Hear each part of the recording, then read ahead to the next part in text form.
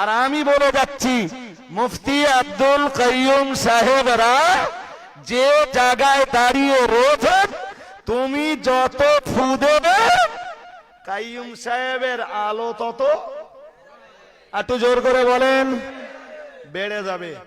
তাই যাচ্ছে না? তাই যাচ্ছে, যাবে। এবার জামিয়া রিসালের সওয়াব হবে তার আর একটা প্রমাণ, তার ইনশাআল্লাহ। খাদিজায় গিয়েছিলেন রিসালের সওয়াবে? কেউ অনেকে গিয়েছিলেন। ভাই এত বিরোধিতা করার পরেও লোক কমেছে?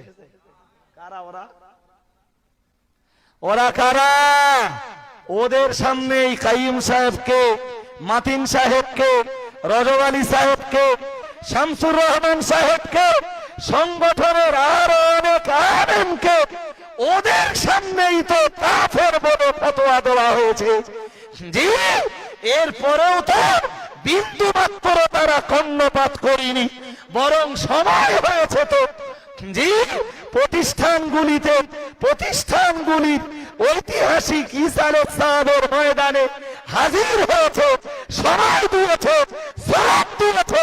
সর্বোপরি কাইয়ুম সাহেবের জ্বালা আলোটাকে এদেশের মাটিতে, যে আলোটা ফুরফুরা শরীফের মুজাদ্দিদে জামান দাদা পীর কেবলা রহমাতুল্লাহ আলাইহি জেনেছিলেন, জি জি সেই বাতির ধারকার বাহক কাইয়ুম সাহেব বলে বাংলার মুসলমানেরা সর্বোপরি তাদের পকেটের পয়সাগুলোকে পর্যন্ত উজাড় করে দিয়েছে।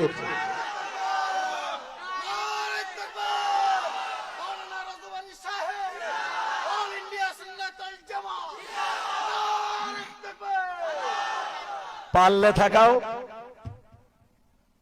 সামলো। জি, সত্যকে কোনোদিন আটকে রাখা যায়